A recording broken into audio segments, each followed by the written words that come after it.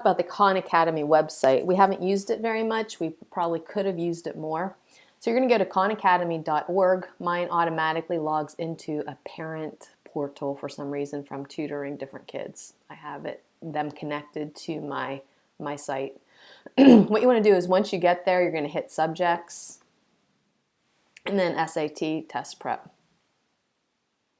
Wait for my computer to load. A couple things you can do is you can view full test right here. If you would like to take a practice test, you can take practice test here. You could print them out first if you want to. These are the 8 tests that we have already taken. So if you want to try another one, like maybe practice test 8 because you didn't check the answers to that one, because that was the one we took in the first week. I might print out the PDF version of the test first, and then you can take the test. You can take the whole test, and this one does timing and everything, and it will grade your test. So it's just, you can surf around here and figure that out if you want to take one more practice test. If you want to take one that includes the English and the essay, you could do it right on here. It's going to take quite some time. As you can see, the reading is 52 questions, writing 44, 35 minutes, 25 minutes for our first math section, 55 for the second, and the essay is 50 minutes if you want to do that. You could also, so we'll come back to that in a minute. See if I can go back.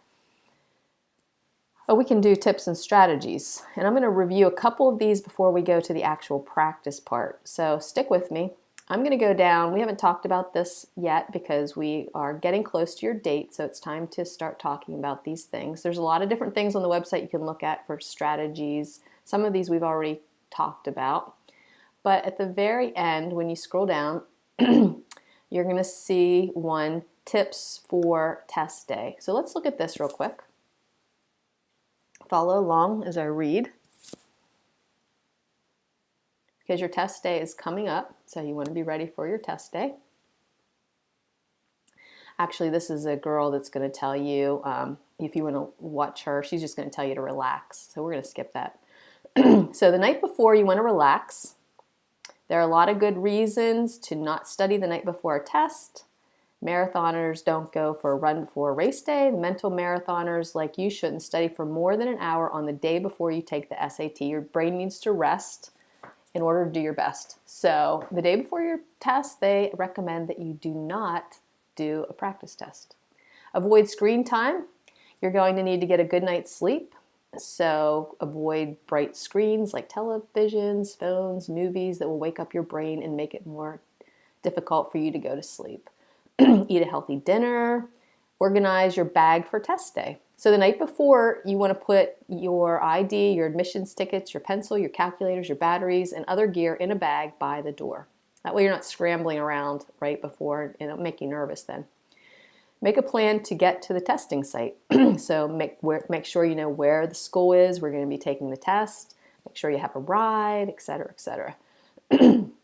Test morning, wake up early, have a healthy breakfast. They recommend eggs, toast, cereal, bagel, fruit, juice, cheese, and milk. Eat it all. If you drink coffee, drink it. If not, don't start now. Get to the test site early. And try to, I think this one's kind of funny, try to stay clear of nervous people. Yikes. For the math test, you want to underline key parts of the problem.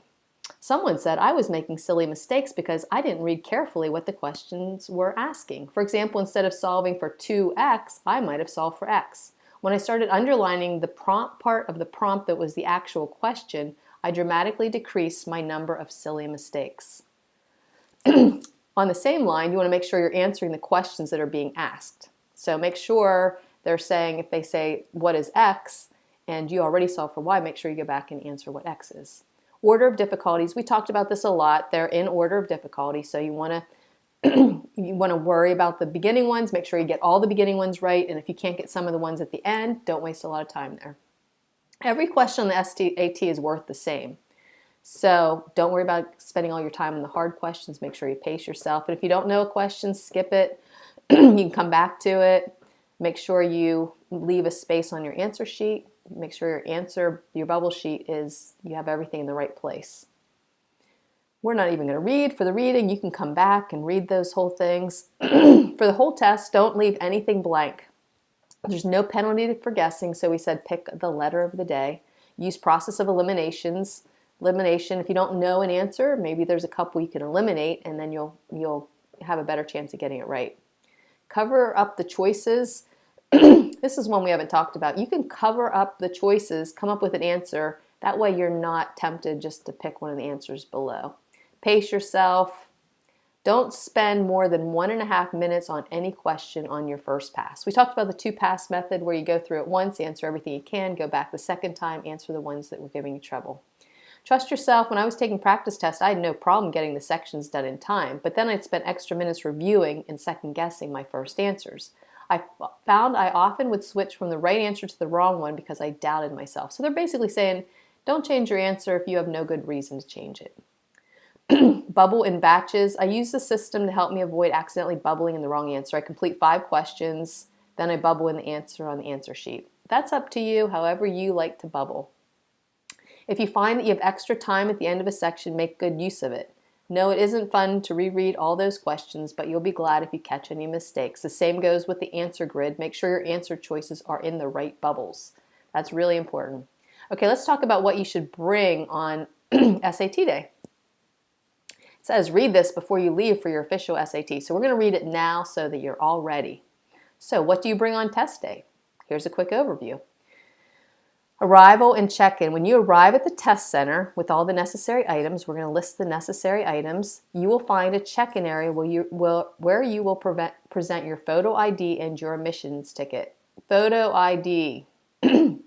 Make sure you have either a driver's license or you go to the DMV and get yourself a photo ID.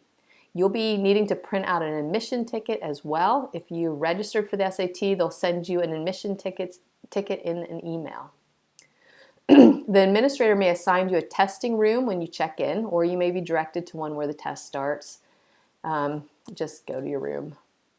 Take the test will be administered section by section. Nothing big about that. Breaks. You will be given 2 short breaks. The first one following the 65-minute reading test.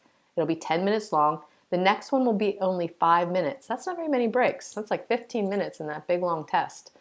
And it'll happen after you complete the writing and language test. In the first section, the math test. Oh, so you do get 2 more 5-minute breaks. So you get one in between the math sections. If you're taking the essay, you'll be given a 3rd break.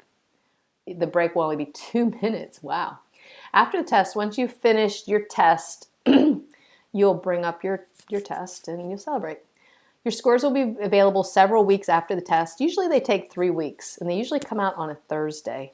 You'll receive an email when your scores are available and ready to view. Every time you register for the SAT, you receive 4 score reports for free up to 9 days after you take the test. So you don't really have time to see how your test is going to be before you send them to a school. So you can take a chance and you can send it, or you can send it for, I think it's like $5 if you want to wait till your test score comes in.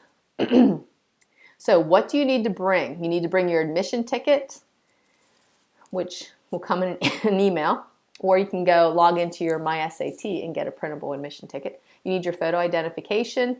If you don't know what that is, I would go to the DMV and get one if you don't have a driver's license, or you can click on this at your own convenience. It's under test day, what to bring.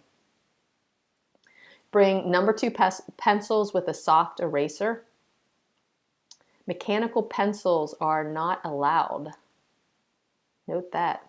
And you need an acceptable calculator. I think everybody in our class had an acceptable calculator, but you might want to look at the calculator policy and make sure your calculator's on the list. What you might wish to bring, that's not required, bring a watch without an audible alarm. So there's usually a clock on the wall, but if there's not, I would go in with a watch because you need to pace yourself. Extra batteries. You want to make sure your calculator batteries are charged. Mine is chargeable. Doesn't have batteries. Make sure it's charged.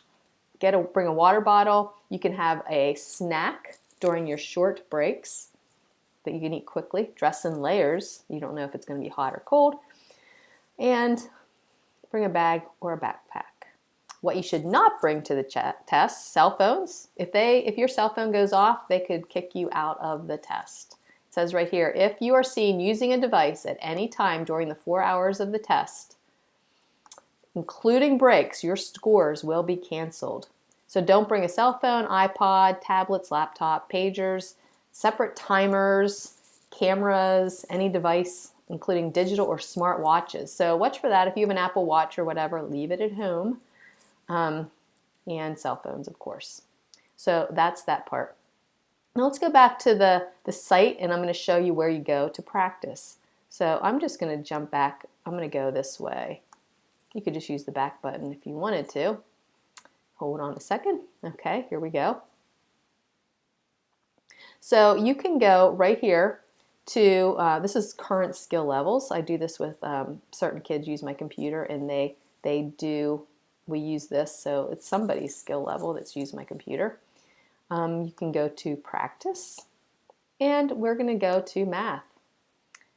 And underneath the math section are all different types of problems. So we have Heart of Algebra, and there's all different kinds. There's Passport to Advanced Math. This is the more complicated math problems that we've done, like the radicals, rational exponents, polynomials, lots of graphing, function notation. Then we have problem solving. This is more part 4, where you have all the word problems that you need to read. And then, of course, additional topics. What could they be? Like the volume, the right triangle, the trig, the arc lengths. These are kind of I think these are kind of advanced. The circles, if you weren't sure about the circles, they're on every test. So I would learn how to do circles. And your complex numbers, they're the imaginary numbers. Now, one thing you can do, obviously you don't have time to do all of them, is you can do these how-to examples. So let's just go down to our friend, the circle, and let's see what they have. They have basic examples, and then there's harder examples. So if we click on a harder example, let's see what happens here.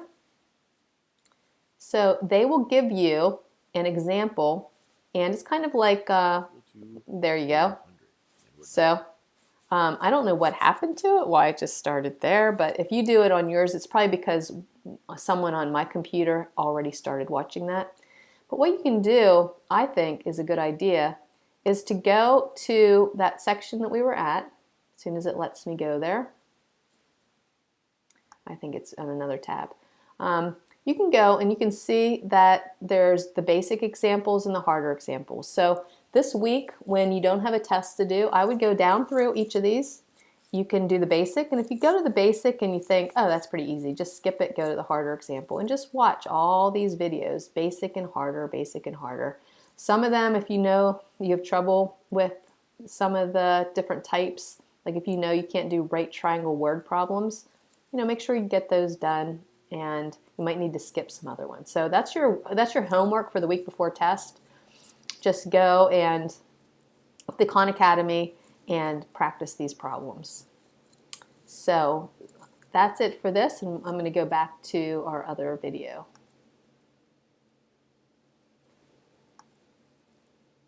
Once I can stop this one.